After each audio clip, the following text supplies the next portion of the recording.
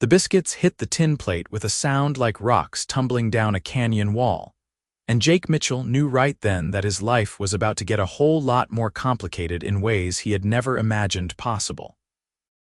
It was the summer of 1876, in the sweeping grasslands of Montana Territory, where the Triple Creek Ranch sprawled across thousands of acres beneath skies so big they made a man feel both free and insignificant at the same time.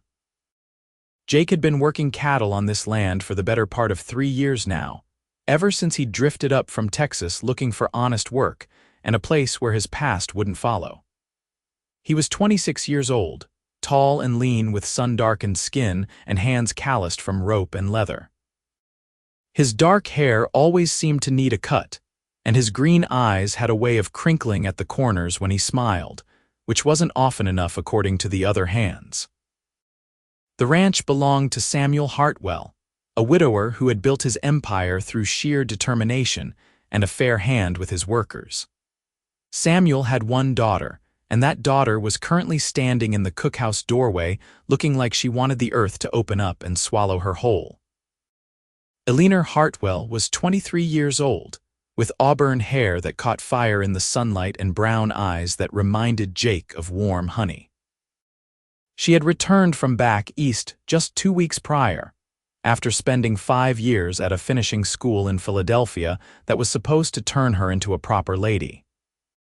Her mother had died when Eleanor was 16, and Samuel had sent his only child away to learn all the things a woman of means should know, refinement and education, and all those things that seemed so important to folks with money. What that fancy school apparently had not taught her was how to cook anything fit for human consumption. Jake watched as Eleanor's face flushed red while the ranch hands around him muttered complaints into their food. There were 8 men working the Triple Creek besides Jake, and every single one of them was poking at their dinner like it might bite back.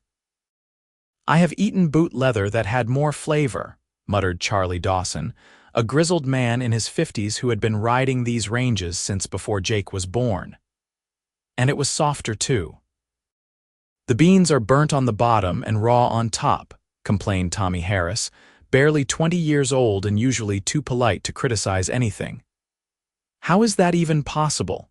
Eleanor's hands twisted in her apron, and Jake could see the shimmer of tears threatening at the corners of her eyes. The ranch's regular cook, an older Mexican woman named Rosa, had gone to visit her sick sister in Santa Fe and would not be back for another month. Samuel Hartwell had assumed his educated daughter could handle feeding 9 hungry ranch hands for a few weeks. That assumption was proving to be dramatically incorrect. Jake looked down at his own plate. The biscuits were indeed hard enough to break teeth. The beans were a confused mess of textures. The salt pork was so oversalted it could have preserved a whole hog. The coffee tasted like someone had boiled dirt and sadness together in a pot. He picked up his fork and took a big bite of beans, chewing thoroughly before swallowing. Then he reached for a biscuit, tore off a chunk, and stuffed it in his mouth with every appearance of enjoyment. "This is mighty fine, Miss Eleanor," he said loud enough for everyone to hear, his words slightly muffled by the biscuit that he was still trying to get down his throat. "You have got a real talent for this." The silence that fell over the cookhouse was so complete that Jake could hear a fly buzzing against the window. Every man turned to stare at him like he had sprouted a second head. Eleanor's eyes went wide with surprise. "You are just being kind," she said softly, but there was a desperate hope in her voice that made something in Jake's chest tighten. "No, ma'am, I mean it," Jake insisted, taking another deliberate bite and forcing a grin onto his face. "Best meal I have had all week." That was a bald-faced lie, and everyone at the table knew it, but Jake kept that grin fixed firmly in place and continued eating. He ate every single bite on his plate, including 2 of those rock-hard biscuits, and when he was done, he sat back and patted his stomach like he had just enjoyed a feast. Eleanor's face had transformed from misery to something softer, something grateful and wondering. She gave Jake a small smile that made his heart do something strange and unfamiliar in his chest. "Thank you, Mr. Mitchell," she said quietly. "That is very kind of you to say." After she left to clean up the kitchen, the other ranch hands turned on Jake with expressions ranging from disbelief to outright hostility. "What in the hell was that?" demanded Charlie. "You trying to make the rest of us look bad? Or have you lost your sense of taste entirely?" Added Frank Morrison, the ranch foreman who usually kept his opinions to himself. Jake shrugged, trying to appear casual even though his stomach was already protesting the meal. She was trying her best. No need to make her feel worse about it. "Her best is going to kill us all," muttered someone from the end of the table, but Jake ignored it. He had seen the look in Eleanor's eyes, the shame and embarrassment that came from failing at something in front of an audience. He knew that feeling intimately, even if his own failures had involved different skills. Something about her vulnerability had struck a chord deep inside him, and he found himself wanting to protect her from the harsh judgment of the other men, even if it meant his own discomfort. That night, Jake lay in his bunk in the ranch headquarters and felt his stomach gurgle ominously. Through the thin walls, he could hear Charlie complaining about the meal and making jokes at Eleanor's expense. Jake frowned in the darkness and decided that tomorrow he would eat her cooking again, no matter what it tasted like. He did not yet understand that this decision would change the entire course of his life. The next morning dawned clear and bright, the way Montana summer mornings did, with that particular quality of light that made everything look fresh and new. Jake was up before sunrise to help bring in some horses from the far pasture, and by the time he made it back to the cookhouse for breakfast, he was genuinely hungry. That hunger died a quick death when he saw what Eleanor had prepared. The eggs were somehow both runny and rubbery at the same time. The bacon was burned to blackened strips that crumbled to charcoal at the touch of a fork. The pancakes were flat and dense as adobe bricks, and when Charlie tried to cut into one, his knife actually skidded off the surface. "Good Lord," breathed Tommy, staring at his plate with horror. Jake sat down, picked up his fork, and dug in with determination. The eggs tasted like the skillet had not been properly cleaned, giving everything a vaguely metallic flavor. The bacon dissolved into bitter ash on his tongue. The pancakes required serious jaw strength to chew. "Delicious, Miss Eleanor," Jake called out, loud enough to carry to the kitchen where she was working. "You have really outdone yourself this morning." He heard a delighted laugh from the kitchen, light and musical, and felt a warmth spread through him that had nothing to do with the terrible coffee he was forcing down. The other ranch hands were not amused. "You have got to stop encouraging her," hissed Frank Morrison as soon as Eleanor was out of earshot. "If she thinks she is doing well, she will never improve." "Maybe she just needs time to find her footing," Jake argued, even though his mouth still tasted like charred bacon. "This cooking thing is new to her." "It should not be this new to anyone," Charlie grumbled. "My 6-year-old grandson could fry bacon better than this, and he cannot even reach the stove without a step stool." Jake did not have a good answer for that, so he just kept eating, bite after terrible bite, maintaining that same easy grin whenever Eleanor glanced his way. Over the next few days, a pattern established itself. Eleanor would prepare meals that ranged from barely edible to actively distressing. The ranch hands would complain bitterly, and Jake would eat every bite with apparent enthusiasm and compliment the cook sincerely. The stew that was so thick it could have been used to patch walls. The roast that was burned on the outside and raw in the middle. The bread that came out of the oven looking like it had died of some terrible disease. Jake ate it all and asked for seconds. The other men thought he had lost his mind. Jake was starting to wonder if they might be right, especially when he spent half the night with indigestion, but every time he saw Eleanor's face light up at his praise, he knew he would do it all again the next day. What Jake did not realize was that Eleanor was perfectly aware of how bad her cooking was.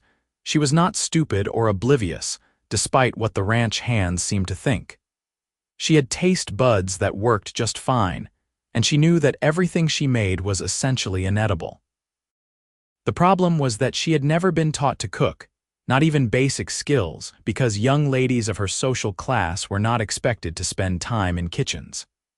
That was what servants were for, according to the philosophy of her finishing school. But now she was home on a working ranch in Montana Territory, where everyone pulled their weight and contributed. And her father had looked at her with such hope when he asked if she could handle the cooking while Rosa was away. She had not wanted to disappoint him, so she had said yes, and now she was trapped in a nightmare of her own making. Every meal was a battle with ingredients that refused to cooperate and a stove that seemed to have personal vendetta against her.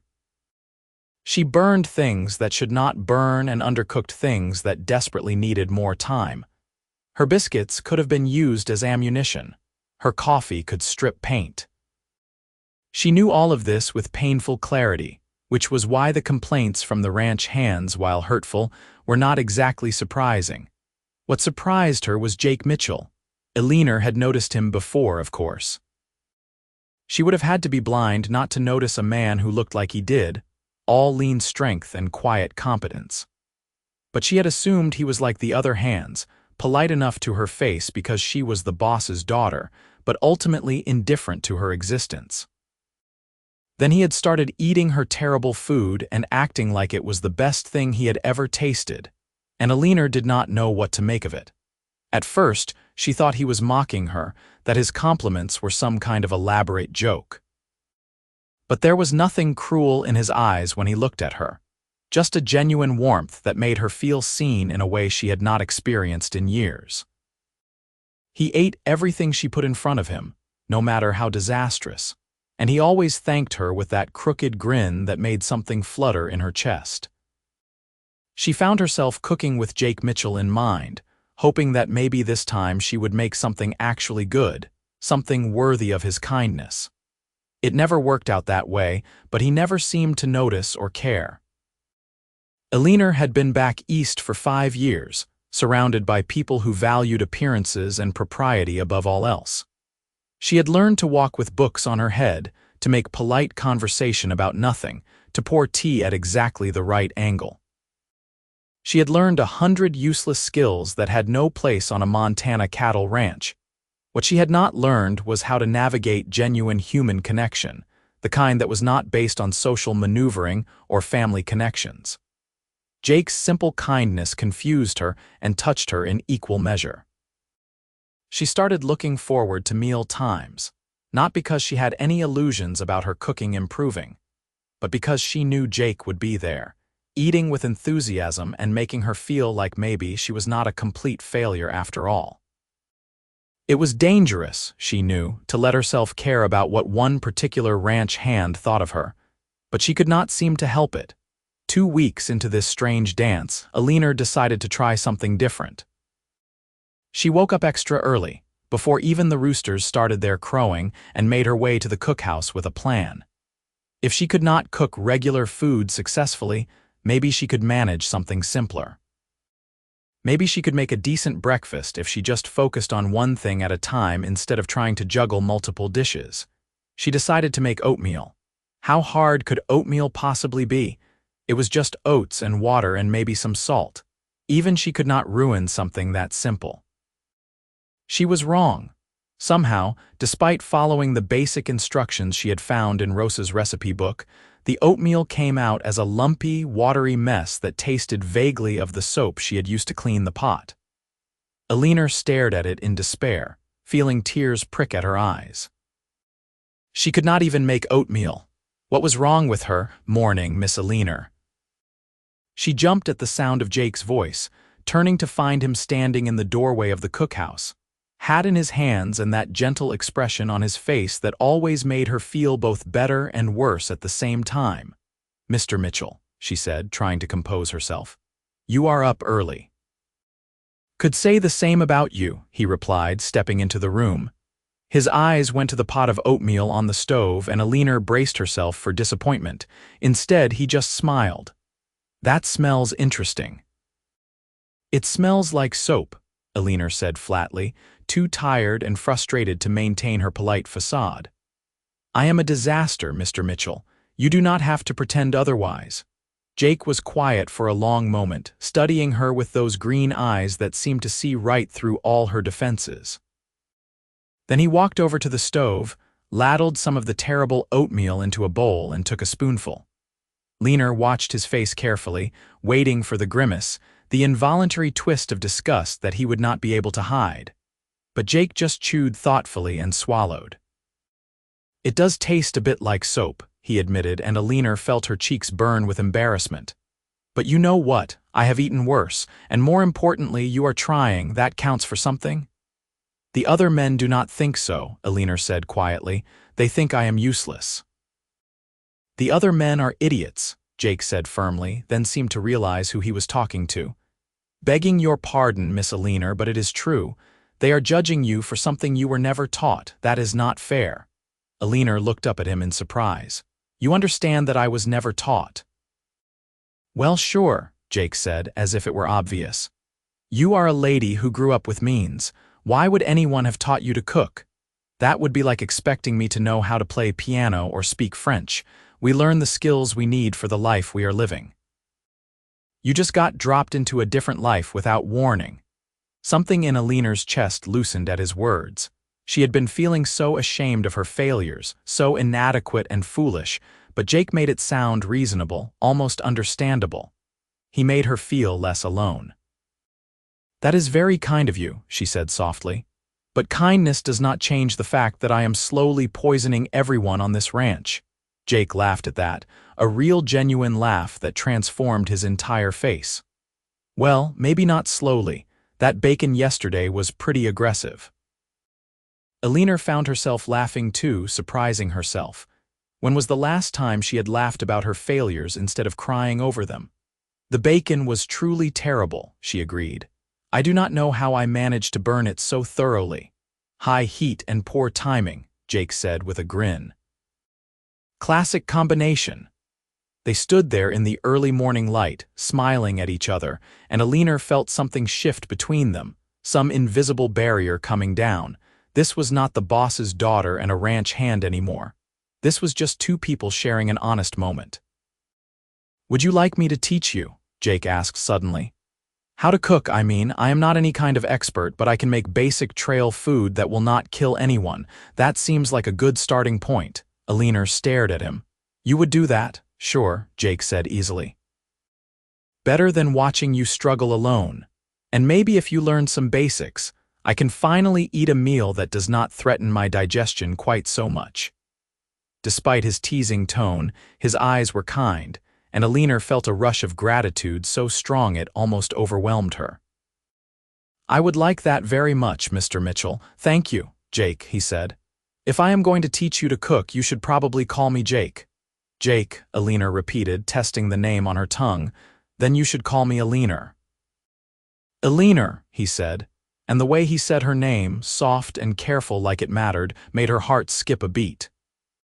That evening, after the ranch hands had choked down another questionable dinner and dispersed to their various evening activities, Jake returned to the cookhouse to find Eleanor waiting for him with an expression of nervous determination.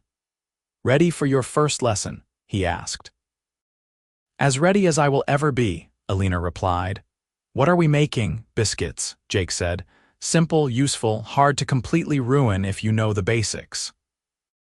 Eleanor thought about her previous biscuit attempts, which had ranged from rock-hard to somehow raw in the middle despite being burned on the outside.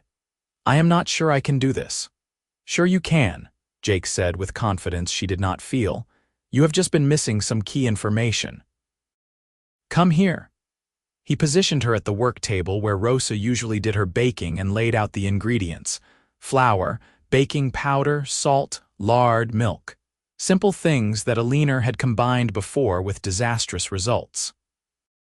"The trick with biscuits is not to overwork the dough," Jake explained, standing close enough that Eleanor could feel the warmth radiating from his body.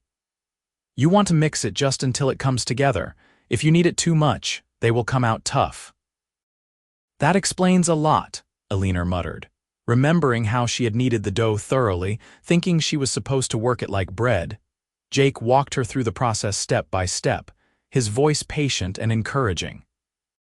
He showed her how to cut the lard into the flour until it resembled coarse crumbs, how to add just enough milk to bring it together, how to pat it out gently and cut the rounds. His hands covered hers at one point, guiding her movements, and Eleanor felt electricity shoot up her arm at the contact.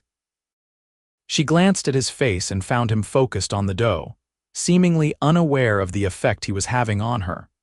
Or maybe not entirely unaware, because she caught the slight flush on his cheeks, the way his breath seemed a bit uneven. "Now we bake them," Jake said, stepping back and putting some distance between them. "Not too hot or they will burn on the outside before they cook through." They slid the pan into the oven, and then there was nothing to do but wait. The cookhouse felt very quiet suddenly, intimate in a way that made Eleanor acutely aware of every breath, every small movement. "Why did you do it?" she asked suddenly. "Eat my terrible food and pretend to like it. You could have just complained like the others." Jake was quiet for a moment, his eyes on the oven. "My mother died when I was 12, he finally said. "My father remarried about a year later to a woman who had never had children of her own. She tried her best, but she did not really know how to be a mother to a grieving boy. She would make me lunch for school, and it was always wrong somehow. Too much mustard, or the bread was stale, or she would forget that I hated pickles. The other kids would make fun of it, and I would see her face fall when I came home with half my lunch uneaten." He paused, and Eleanor waited, sensing there was more to the story. "One day I decided to just eat everything she packed, no matter what it was, and tell her it was good." Her whole face lit up like sunshine. "After that, I ate every lunch with a smile, and she got better at it over time because she was not so afraid of failing. But even when it was bad, it mattered to her that I appreciated the effort." Eleanor felt her throat tighten with emotion. "That was very kind of you," Jake shrugged. "I saw that same look on your face, that fear of failing in front of everyone. I thought maybe if someone appreciated your effort, you would not give up, and maybe you would get better, like my stepmother did." "Your stepmother did not have an audience of critical ranch hands watching her fail," Eleanor pointed out. "True," Jake acknowledged. "But she had me, an angry kid who did not want to accept her. That might have been harder." Eleanor smiled despite the tears threatening at the corners of her eyes. "You are a good man, Jake Mitchell." "I am a man who has eaten a lot of terrible food in the past 2 weeks, Jake said with a grin. "Let us hope these biscuits turn out better." When they pulled the biscuits from the oven, they were golden brown and perfectly risen. Eleanor touched one tentatively, afraid it would turn to stone under her fingers, but it was soft and light. She tore it open and steam rose from the fluffy interior. "I made these," she said wonderingly. "I actually made these." "We made them," Jake corrected. "But yes, you did most of the work." "Try one." Eleanor bit into the biscuit and nearly cried at the taste of success.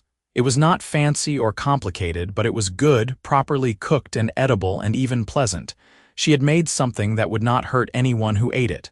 "Jake, this is wonderful," she exclaimed, her face breaking into a huge smile. Jake grinned back at her, and in that moment, with the warmth of the stove and the smell of fresh biscuits and the joy on Eleanor's face, something clicked into place in his heart. He realized with startling clarity that he was falling for Samuel Hartwell's daughter, this woman who could not cook to save her life but who kept trying anyway, who was brave enough to stand in front of critical audiences and fail spectacularly, and then get up the next day to try again. It was a dangerous realization for a ranch hand with nothing to his name but a good horse and a worn saddle. But Jake could not deny it any longer. He was in love with Eleanor Hartwell, and he had no idea what to do about it. Over the next few weeks, the cooking lessons became a regular occurrence. After dinner, when the other hands had scattered, Jake would return to the cookhouse and guide Eleanor through various recipes. They made beans that were actually cooked all the way through. They made bacon that was crispy but not carbonized. They made coffee that did not taste like the bottom of a riverbed. Eleanor proved to be a quick study once she understood the basic principles. She learned about heat management and timing, about seasoning and technique. The meals she served the ranch hands slowly improved from inedible to merely bad to occasionally decent. The ranch hands noticed the change, though they seemed puzzled by it. Charlie Dawson commented that the biscuits were almost good one morning, and Eleanor had to hide her smile because those were biscuits she had made herself, using the method Jake had taught her. But more than learning to cook, Eleanor found herself looking forward to those evening hours alone with Jake. They would talk while they worked, sharing stories about their lives and their hopes. Jake told her about growing up in Texas, about learning to ride before he could properly walk, about the open ranges that had called to him since boyhood. Eleanor told him about Philadelphia, about the suffocating expectations of society, about feeling like she was playing a role rather than living her own life. "I was always trying to be what everyone else wanted me to be," she admitted one night as they rolled out pie dough together. "The perfect daughter, the perfect student, the perfect lady, I never stopped to think about what I wanted." "What do you want?" Jake asked, his hands stilling on his own section of dough. Eleanor considered the question seriously. "I want to matter," she said finally.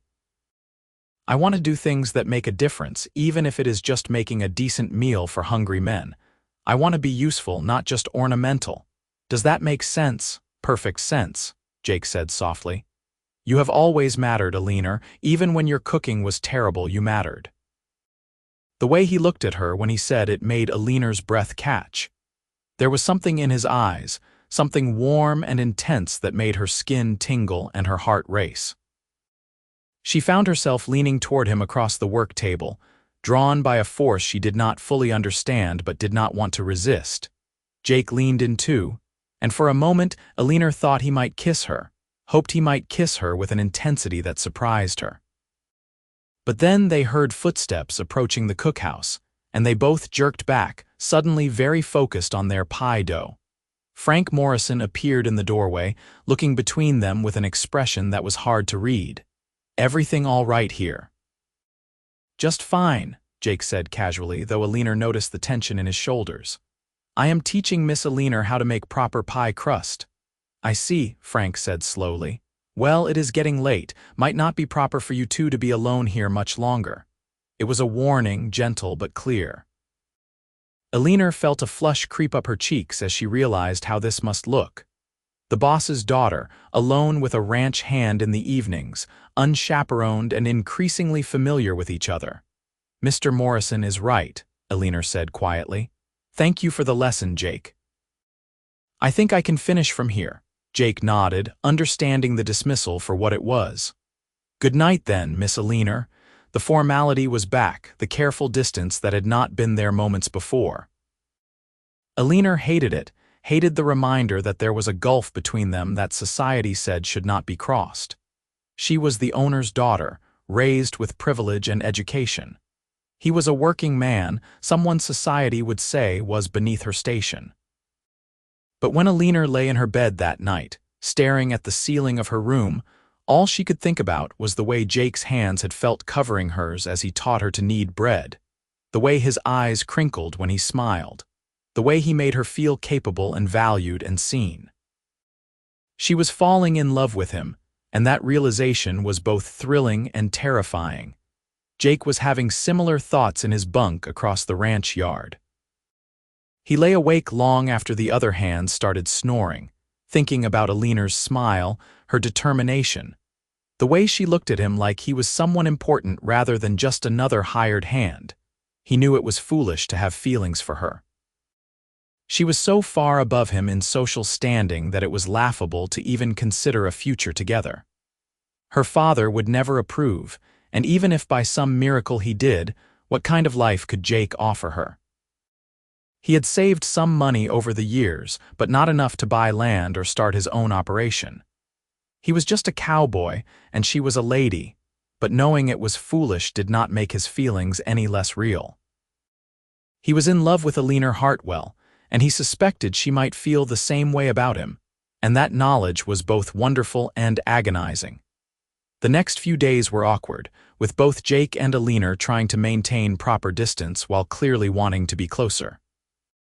The cooking lessons stopped, much to Eleanor's disappointment. Jake still ate every meal with enthusiasm and praised her improving skills, but there was a carefulness between them now, a awareness of boundaries. Samuel Hartwell noticed the change in his daughter. She seemed distracted lately, often staring off into space with a small smile on her face. Her cooking had improved dramatically, which he was grateful for, since the ranch hands had stopped complaining during meals. But there was something else, something in the way Eleanor's eyes followed Jake Mitchell across the ranch yard that made Samuel pause and consider. He was not a stupid man, and he had not missed the time Jake and Eleanor had been spending together. He had chosen not to comment on it because Eleanor had seemed happy, more alive than she had been since returning from Philadelphia. And the cooking lessons had clearly been beneficial. But now Frank Morrison had pulled him aside with concerns about propriety, and Samuel knew he needed to address the situation before it became a problem. He found Eleanor in the garden behind the house, ostensibly picking vegetables for dinner but really just sitting on the bench and staring at nothing. "Eleanor, honey, we need to talk," Samuel said, settling onto the bench beside her. Eleanor looked at him with apprehension. "Is something wrong?" "That is what I am trying to figure out," Samuel said carefully. "Frank tells me you and Jake Mitchell have been spending a lot of time alone together." Eleanor's face flushed. "He was teaching me to cook, that is all." "Was it?" Samuel asked gently. "Because it seems like maybe it became something more." Eleanor was quiet for a long moment, and Samuel could see her struggling with how much to admit. Finally, she looked at him with eyes that were both defiant and pleading. "Would it be so terrible if it was?" she asked. "If I had feelings for Jake," Samuel sighed. This was the conversation he had been dreading. "Eleanor, Jake is a good man, one of the best I have ever employed, but he is a ranch hand and you are my daughter. The world has expectations about these things." "I do not care about the world's expectations," Eleanor said with heat. "I spent 5 years living by those expectations and they made me miserable. I want to live my own life, make my own choices." "I understand that," Samuel said, "but you need to think about the practical realities. What kind of life would you have with a man who works for wages? You are used to comfort and security." "I am used to being useless and ornamental," Eleanor countered. "Jake makes me feel like I matter. He sees me, really sees me, not just as your daughter or as some society lady. He sees Eleanor, just Eleanor, and he likes what he sees. Do you know how rare that is?" Samuel looked at his daughter's passionate face and felt his heart twist. She was right that she had been unhappy back east. He had known that even though she tried to hide it. And she had been more herself, more vibrant in the past few weeks than he had seen her in years. "You really care for him," Samuel said, and it was not a question. "I love him," Eleanor said simply. "I know it is fast and probably foolish, but I love him. And I think he loves me too, though he is too honorable to say so because of who I am." Samuel ran a hand through his graying hair, feeling the weight of parental responsibility. He wanted Eleanor to be happy, but he also wanted to protect her from hardship and regret. Yet who was he to say that hardship was not better than a comfortable life without love? "If Jake Mitchell wants to court you properly, he should come talk to me himself," Samuel finally said. "Man to man. If he is serious about you, he will be brave enough to face me." Eleanor's face lit up with hope. "You would give him a chance." "I would hear him out," Samuel corrected. "That is all I am promising, but Eleanor, you need to be realistic about what this kind of life would mean. Jake does not have land or money, you would be starting from nothing." "I would be starting with love," Eleanor said firmly. "That is not nothing." Samuel hugged his daughter, breathing in the familiar scent of her hair and feeling the passage of time keenly. When had his little girl grown into this strong, certain woman? "When did you get so wise?" he asked. "When I learned that burnt bacon is not the end of the world," Eleanor said with a small laugh. "And when I met a man who ate it anyway and smiled." That evening, Eleanor found Jake in the barn checking on a mare that was due to foal soon. He looked up when she entered, and the expression on his face, wary hope mixed with longing, told her everything she needed to know about his feelings. "We need to talk," she said, echoing her father's words from earlier. Jake straightened, his posture tense. If this is about what Frank saw, I apologize. I never meant to compromise your reputation or make things difficult for you. Stop, Eleanor said, moving closer. Stop apologizing for something that was not wrong. Jake, do you have feelings for me? The directness of the question clearly surprised him. He opened his mouth, closed it, then seemed to make a decision. Yes, he said simply. I do. I am in love with you, Eleanor, and I know I have no right to be, but I cannot seem to help it. Eleanor's heart soared.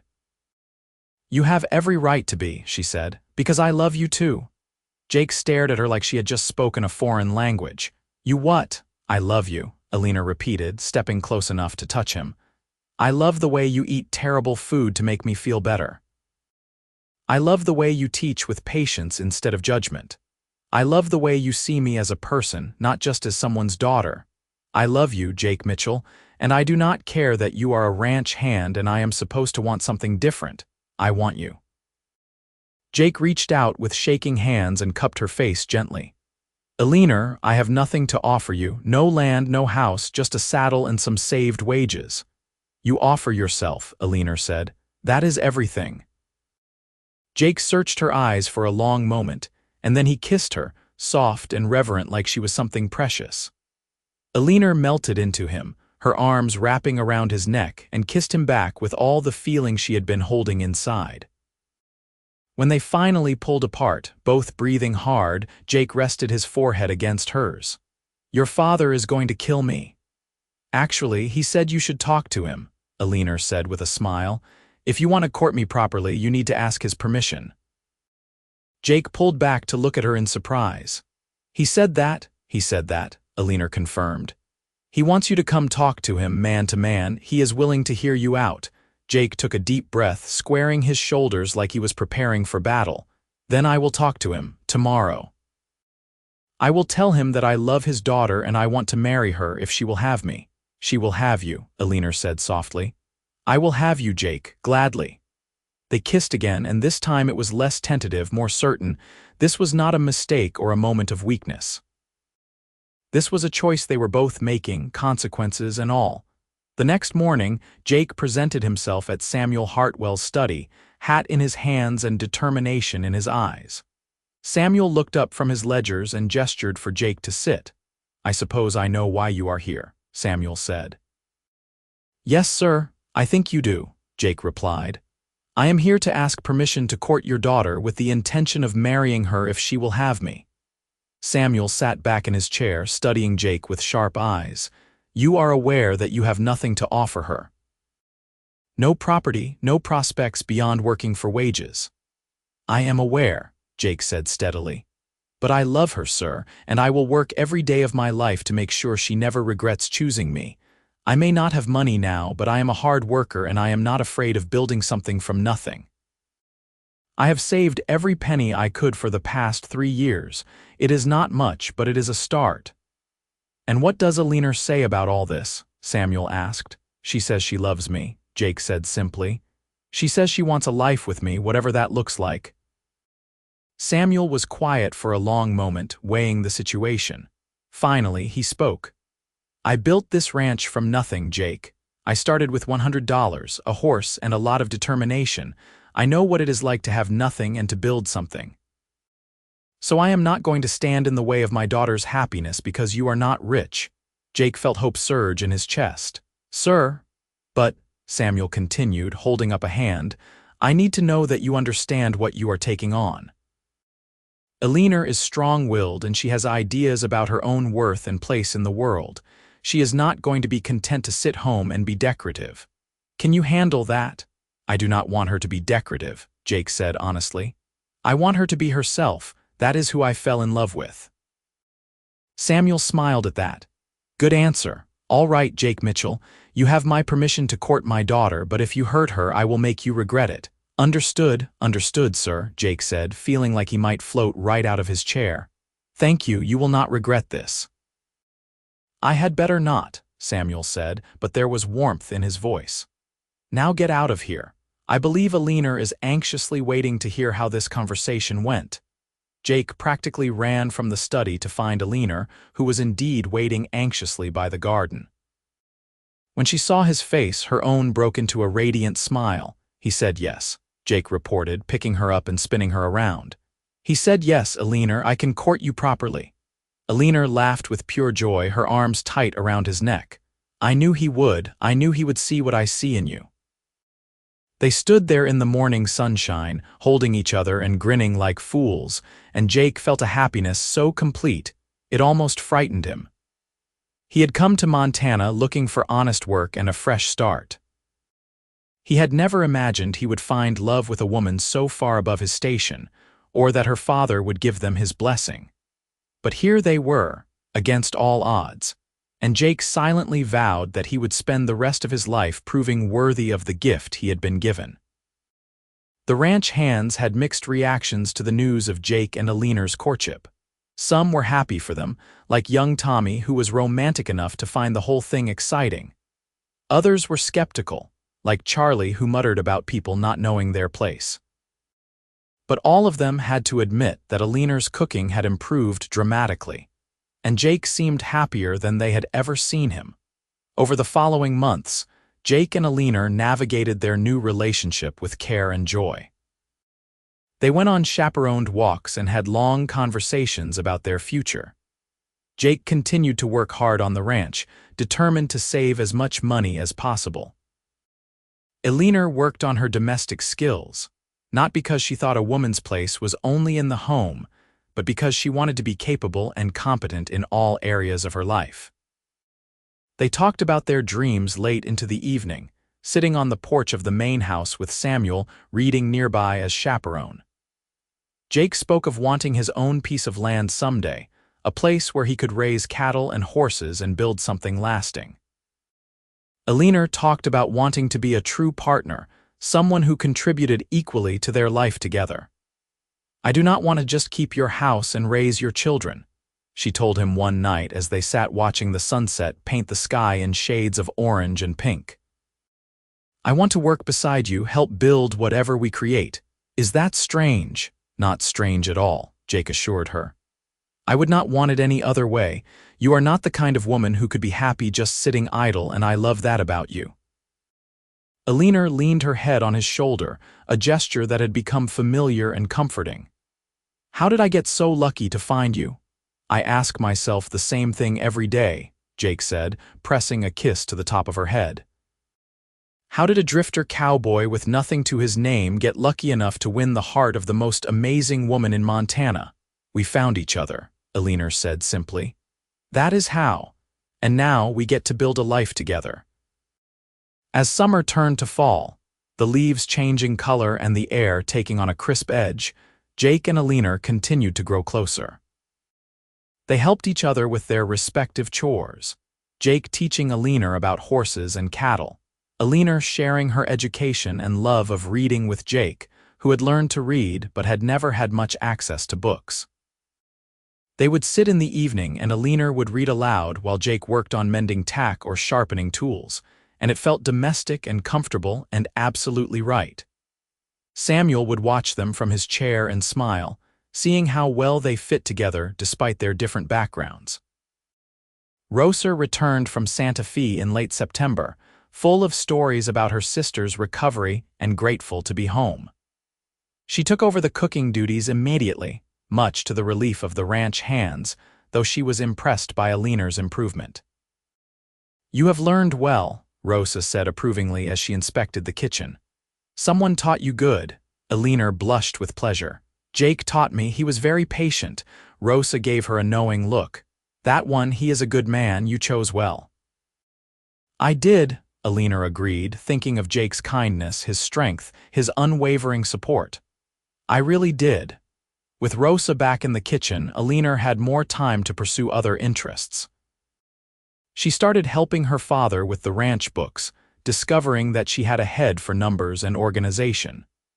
Samuel was impressed by her insights and began relying on her input for business decisions. Jake noticed the change in her, the way she carried herself with more confidence, and it made him love her even more. This was the woman he wanted to marry, strong and capable and fully herself. In October, as the first snows dusted the mountain peaks in the distance, Jake asked Eleanor to marry him officially. He had saved enough money to buy a simple ring, and he proposed to her in the same barn where she had first told him she loved him, coming full circle. "Eleanor Hartwell, you are the best thing that ever happened to me," Jake said, down on one knee in the hay.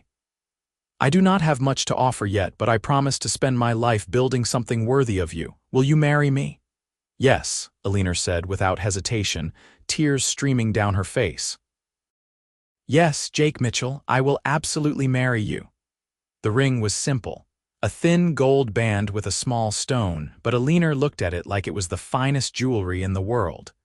To her, it represented something precious beyond price, a partnership built on mutual respect and genuine love. They set the wedding for December, wanting to be married before the worst of the winter weather set in. Samuel gave them his blessing and his support, even going so far as to offer Jake a piece of ranch land as a wedding gift. "You have been a loyal worker and a good man to my daughter," Samuel said when he made the offer. "I want to help you get started on your own place. It is not charity, it is an investment. I am betting on you two, and I think it is a bet I will win." Jake was overwhelmed by the generosity. "Sir, I do not know what to say." "Say you will take good care of my daughter and build something that lasts," Samuel replied. "That is all the thanks I need." The land Samuel offered was 1,000 acres on the north edge of the Triple Creek Ranch with good grass and a reliable water source. It was enough to start a decent operation, and Jake could hardly believe his good fortune. "We can build our house there," he told Eleanor excitedly as they rode out to survey the property. "Right on that rise where you can see for miles, and we will have our own herd and eventually add horses." "Eleanor, we can really make something here." Eleanor looked out over the land that would be theirs and felt a surge of excitement and possibility. This was the life she had dreamed of without knowing she was dreaming it. A life of purpose and partnership, of building something meaningful alongside a man who truly valued her. "It is perfect," she said. "It is absolutely perfect." The months leading up to the wedding were busy with preparation. Eleanor worked with Rosa to plan the menu for the celebration, and this time she was actually helpful instead of disastrous. The whole ranch would be invited, plus neighboring ranchers and families from the nearby town of Sweetwater. Jake worked with the other hands to start building the house on the new property. It would not be finished by the wedding, but they could at least get the frame up and the basics in place. Samuel contributed materials and labor, and the whole thing became a community effort that touched Jake deeply.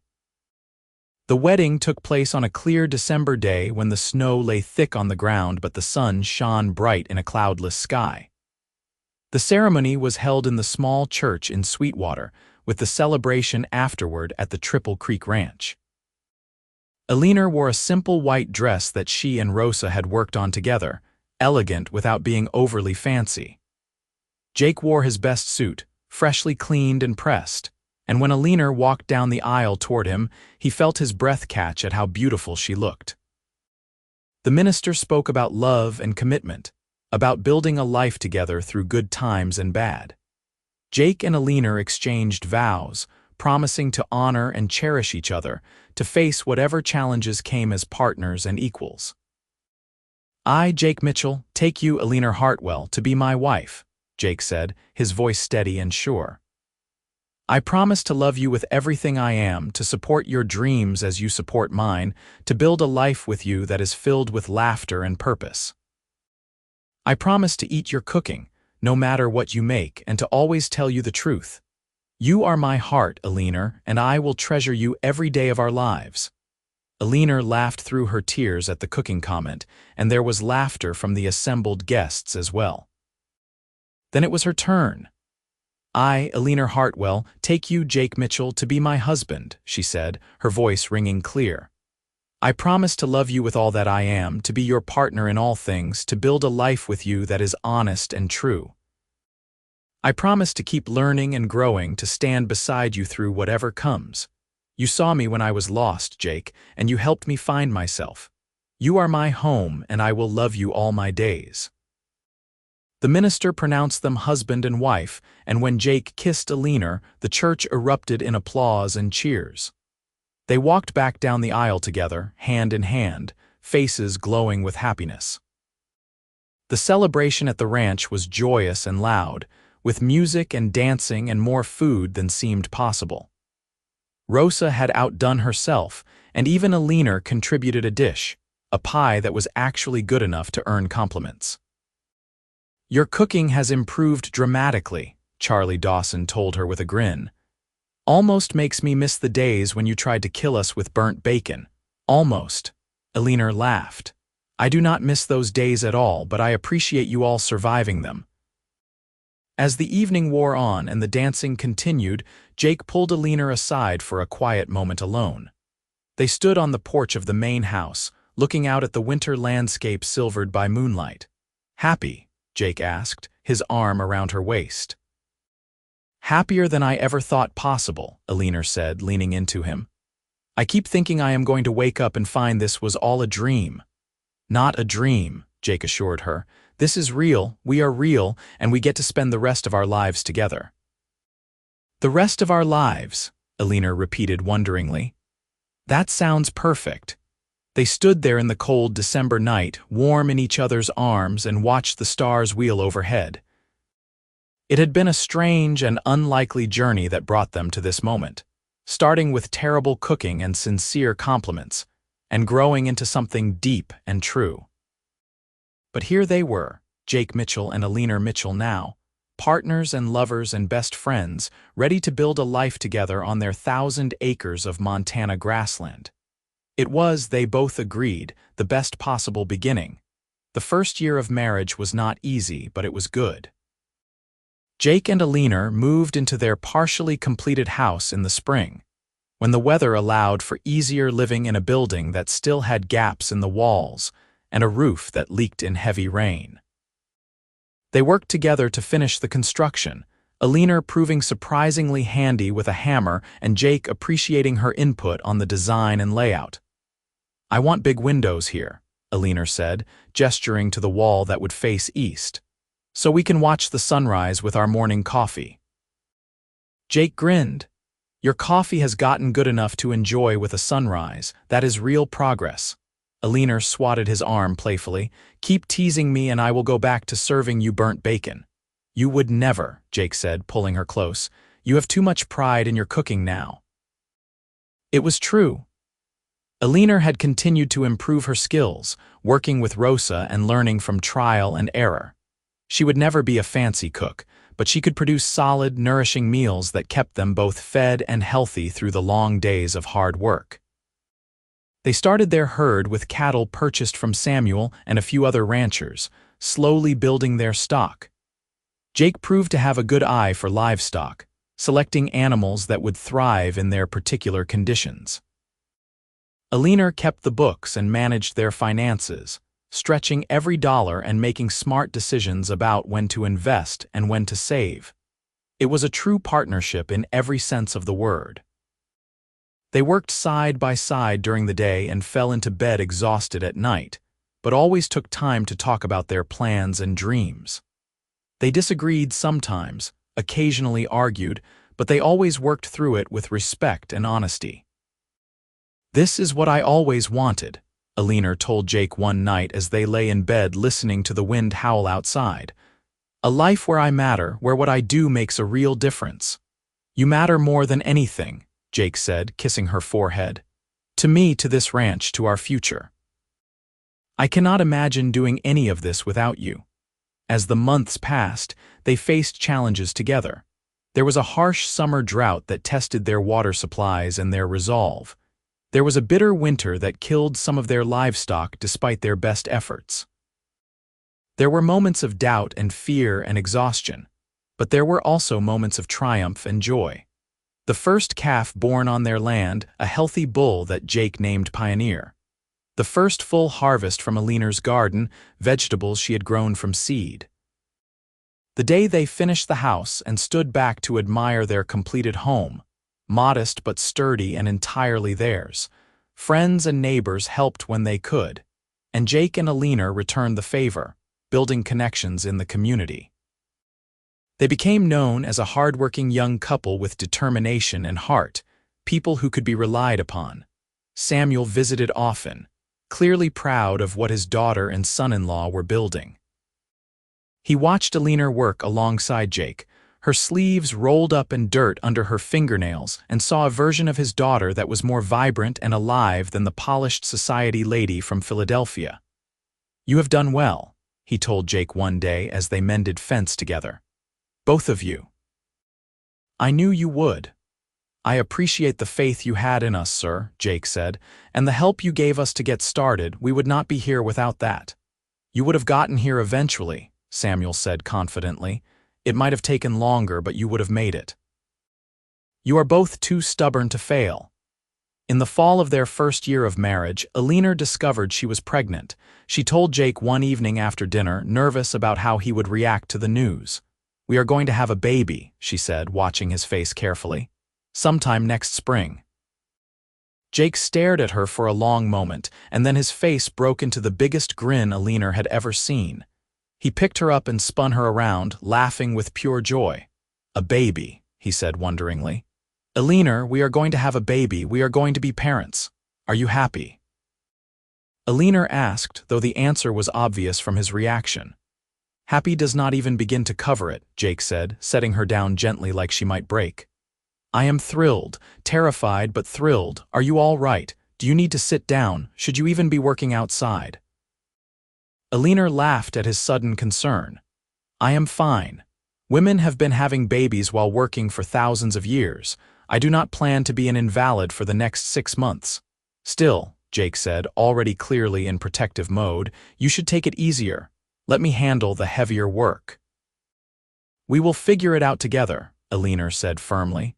"Just like we do everything else."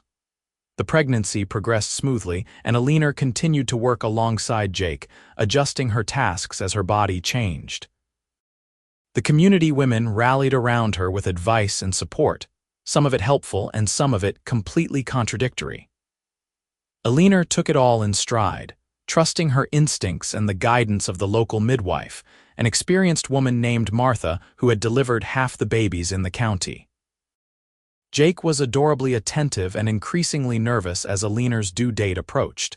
He checked on her constantly, worried about every twinge and pain. Eleanor found it both endearing and occasionally frustrating. "Jake, I am fine," she would tell him repeatedly. "The baby is fine, stop hovering." "I cannot help it," Jake would reply. "You are carrying the most precious cargo in the world." Their son was born on a bright April morning in 1878, arriving with a lusty cry that announced his displeasure at being forced into the cold world. Jake held Eleanor's hand through the labor, ignoring Martha's suggestion that he might want to wait outside like most men did. He was not going to leave Eleanor to face this alone. When Martha placed the baby in Eleanor's arms, both parents stared down at the tiny red face with awe and wonder. "He is perfect," Eleanor whispered, tears streaming down her face. "Look at him, Jake, we made him." "He is beautiful," Jake agreed, his own voice thick with emotion, "just like his mother." They named him Samuel Jacob Mitchell after both grandfathers, but they called him Sam from the start. The baby was healthy and strong, with a good set of lungs and an appetite that kept Eleanor busy. Becoming parents changed them in ways both expected and surprising. The exhaustion was real, with nights broken by feedings and crying. But the joy was equally real, the wonder of watching this tiny person grow and change every day. Jake proved to be a devoted father, taking Sam out to the barn to meet the animals, talking to him constantly even though the baby could not understand. Eleanor nursed their son and sang lullabies, and felt a fierce protective love that she had not known was possible. Samuel Hartwell was a doting grandfather, visiting frequently to check on his grandson and namesake. "He looks like you did as a baby," he told Eleanor, holding Sam with surprising ease for a man who worked with his hands. Same serious expression. Life settled into a new rhythm, busier and more chaotic but filled with purpose. The ranch continued to grow slowly but steadily. They added more cattle, improved their pastures, built better outbuildings. Eleanor managed it all while caring for Sam, somehow finding hours in the day that Jake did not know existed. "How do you do it all?" He asked her one evening, watching her nurse Sam while simultaneously reviewing their account books. "I have to," Eleanor said simply. "We have a ranch to build and a son to raise. Besides, I am good at managing multiple things. Turns out those organizational skills they taught me back east are actually useful for something." When Sam was 6 months old, Eleanor started teaching him to eat solid foods, and Jake could not resist making a joke. "Just please do not cook for him the way you used to cook for the ranch hands," he teased. "I want my son to survive to adulthood." Eleanor threw a piece of bread at him, laughing. "That was years ago. I am an acceptable cook now and you know it." "Better than acceptable," Jake agreed, dodging the bread, "but I will never forget those first biscuits. I think I loosened a tooth on one." "And yet you ate every bite and smiled," Eleanor reminded him. "That was when I knew you were special, or crazy," Jake said with a grin. "Possibly both." As Sam grew from baby to toddler, Jake and Eleanor's ranch continued to thrive. They were never wealthy, but they were comfortable and secure, with enough to meet their needs and save a bit for the future. They hired their first hand, a young man named David who was eager to learn ranching and did not mind working for a couple barely older than himself. Eleanor taught Sam his letters and numbers, reading to him every night before bed. Jake taught him about animals and the land, taking him out to check fences and move cattle as soon as the boy was old enough to sit a horse safely. They raised him with love and discipline, wanting him to be both kind and capable. The years passed in a blur of seasons and work and small domestic moments. Sam was joined by a daughter when he was 3 years old, a tiny girl they named Catherine who had her father's green eyes and her mother's determination. Then came another son 2 years after that, Michael, who was quieter than his siblings but equally loved. Jake and Eleanor's house expanded along with their family, rooms added as needed. The ranch prospered, gaining a reputation for quality cattle and honest dealing. They became pillars of their community, people who helped neighbors and contributed to the common good. Samuel Hartwell lived to see all 3 of his grandchildren born and passed away peacefully in his sleep when Sam was 8 years old. It was a loss that hit Eleanor hard, but she took comfort in knowing that her father had seen her happy and settled, that he had approved of the life she had built. "He was proud of you," Jake told her as they stood by Samuel's grave. "He told me so many times. He said sending you back east was the best mistake he ever made because it brought you home to find your real life." "I miss him," Eleanor said, leaning into Jake's solid warmth. "But you are right, he got to see us build something good, that matters." Jake inherited the management of the Triple Creek Ranch along with Eleanor, Samuel having left it to his daughter in his will. It was more responsibility, but also more opportunity. They now had significant land and resources, which they used wisely to expand their own operation and support the wider ranch. Through it all, Jake never forgot that first summer when Eleanor could not cook, and he ate every terrible meal with a smile. It had been the foundation of their relationship, that simple act of kindness that grew into love. On their 10th wedding anniversary, Eleanor surprised Jake with a meal she had labored over in secret. She set the table with their best dishes and served him biscuits that were deliberately, intentionally terrible, hard as rocks and burned on the bottom. Jake stared at the plate in confusion, and then understanding dawned. He looked at Eleanor, who was watching him with dancing eyes, and started to laugh. "Are you testing me?" he asked. "I am reminding you," Eleanor said with a grin, "of where we started." Jake picked up one of the terrible biscuits, took a bite that he had to really work to chew, and smiled broadly. "Delicious," he declared.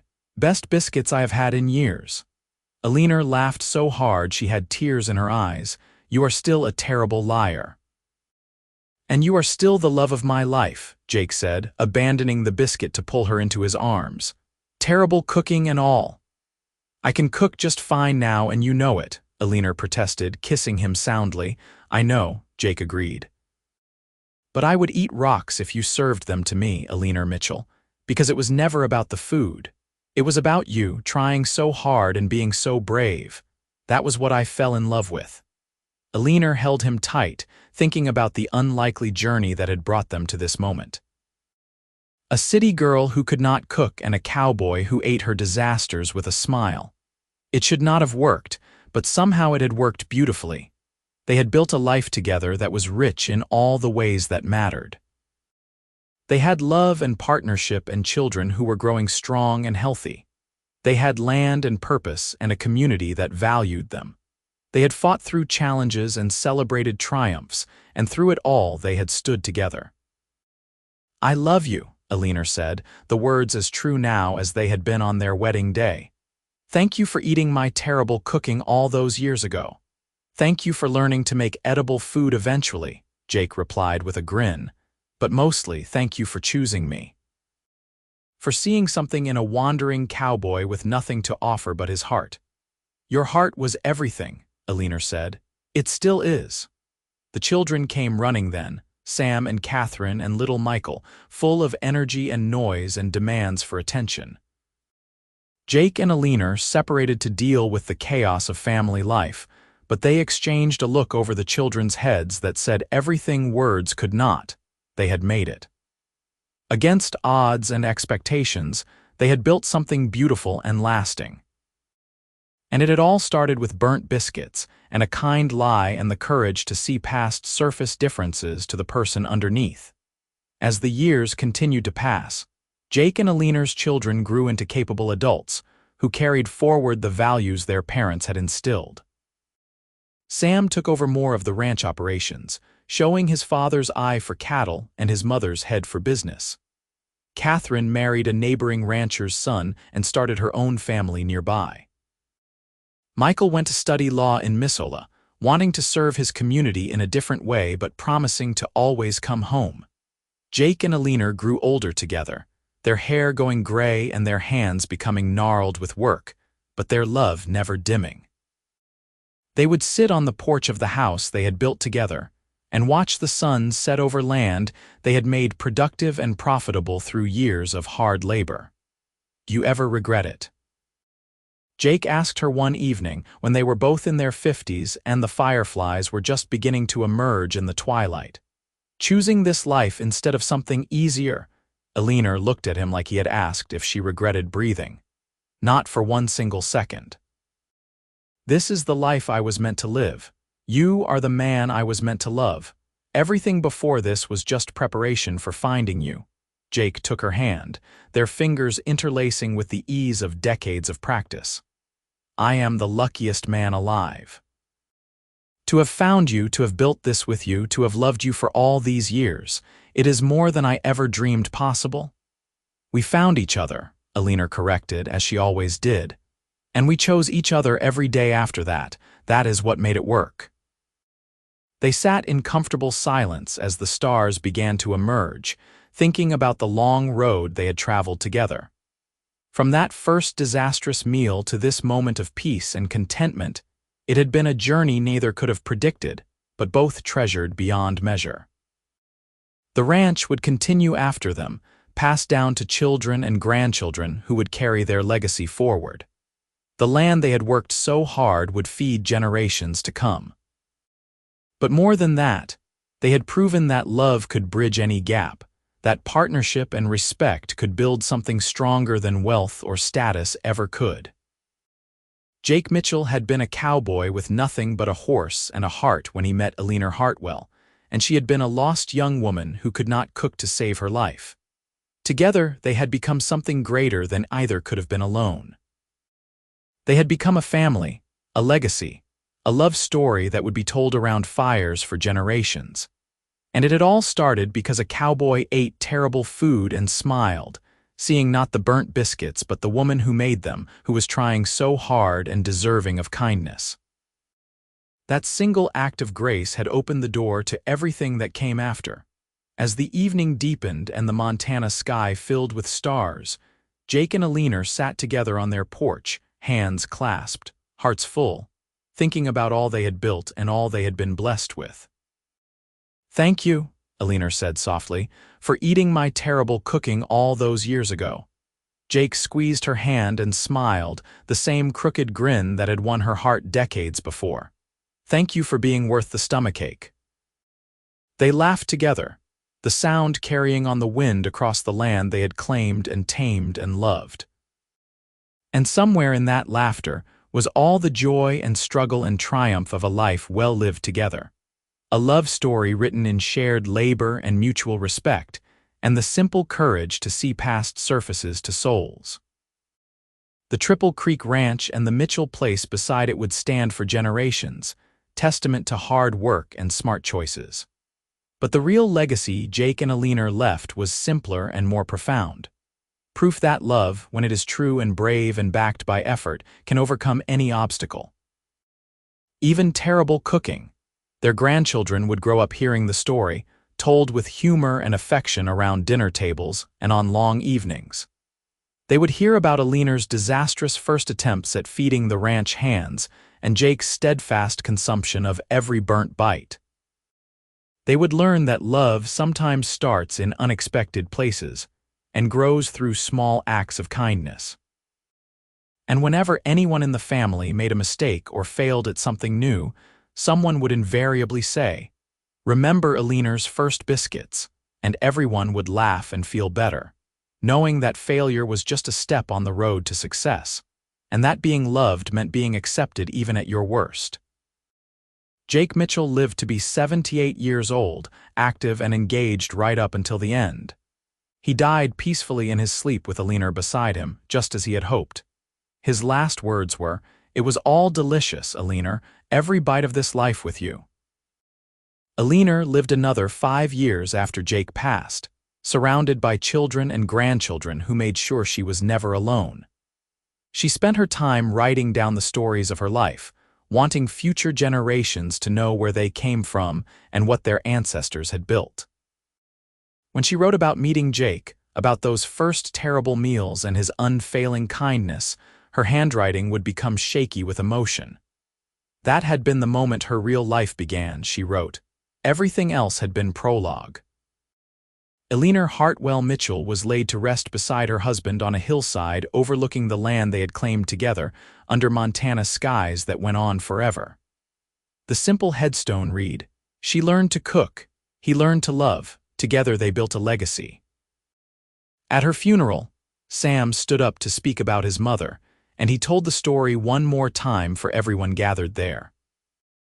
He told them about terrible biscuits and a cowboy's smile, about kindness that grew into love, about two people who found each other against all odds and built something beautiful. "My mother used to say that the best things in life come from unexpected places," Sam said, his voice strong despite his grief. "She said that if you are brave enough to try, even when you are terrible at it, and if you are lucky enough to find someone who sees your effort and values it over your skill, then you have found something precious. She found that in my father. He found that in her." And they gave all of us an example of what real love looks like. There was not a dry eye in the gathering, and afterward, people lingered to share their own memories of Jake and Eleanor, of the impact they had made on the community, of the way they had loved each other with a devotion that inspired everyone who knew them. The Mitchell Ranch continued to operate under Sam's capable management, and then his sons after him. The story of Jake and Eleanor became family legend, told and retold until it took on an almost mythical quality. But at its heart, it remained a simple truth. Love is an action, a choice made every day, a willingness to see past imperfections to the person underneath. And sometimes, love starts with eating terrible food and smiling like it is the best meal you have ever had, because you see the heart and effort behind it, and you value the person more than your own comfort. That is what Jake Mitchell did for Eleanor Hartwell in the summer of 1876 in the Montana Territory, and it changed both their lives forever.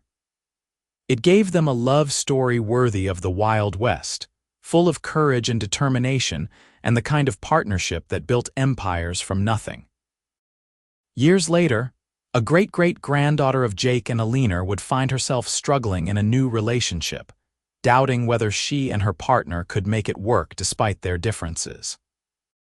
Her grandmother would sit her down and tell her the story of Eleanor's cooking and Jake's kindness, and the young woman would understand. Love is not about perfection, it is about acceptance and effort and choosing each other even when it is hard. "Your great-great-grandfather ate burnt food for weeks," her grandmother would say with a smile. "He did it because he saw something in Eleanor that was worth the temporary discomfort, and that is what love is, sweetheart. It is seeing the value in someone and choosing to support them through their growth, even when it costs you something. If your young man is willing to do that for you, and you are willing to do it for him, then you have found something real." The story would continue to echo through generations, a reminder that the best love stories are not about perfection, but about grace, about seeing someone struggling and choosing to lift them up instead of tear them down, about recognizing that we are all learning and growing and deserving of patience. Jake and Eleanor's ranch house still stood into the 21st century, preserved by descendants who understood its historical value. Visitors would walk through rooms where the couple had raised their children, cooked their meals, planned their future. And in the kitchen, there was a display of Rosa's old recipe book, open to the page on biscuits with a small plaque that read, "Where love began with kindness and patience, 1876.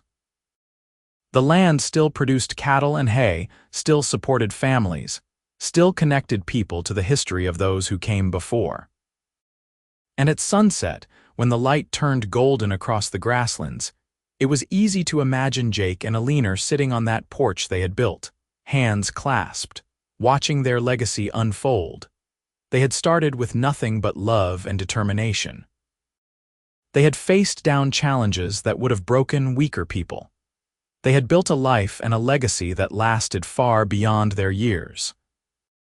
And they had done it all together, partners in every sense of the word, proving that the best foundations are built on mutual respect, honest effort, and the courage to see past surface failures to the extraordinary person underneath.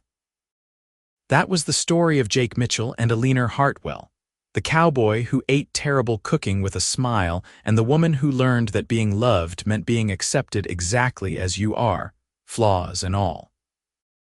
It was a love story for the ages, simple and profound, rooted in the Wild West but speaking to universal truths about what it means to really see another person and choose them every single day. And somewhere, in whatever comes after this life, Jake was still smiling at Eleanor, and she was still grateful for the kindness that started everything, and they were together, just as they had promised on that December day in 1877 when they vowed to build a life side by side. Their story was complete, their ending happy, their legacy secure. They had lived fully and loved deeply and left the world better than they found it. What more could anyone ask from a life well lived? The burnt biscuits and terrible coffee had long since been forgotten by everyone, except those who loved the story of how it all began. But the love that grew from those humble, disastrous beginnings would echo through time, a testament to the power of grace and the beauty of choosing kindness over criticism, patience over impatience, love over pride. Jake Mitchell ate every bite with a grin, and Eleanor Hartwell learned to cook. And together they proved that the best love stories are not about perfect beginnings but about people willing to grow together, to support each other, to build something lasting from whatever materials life provides. And in the end, that was everything.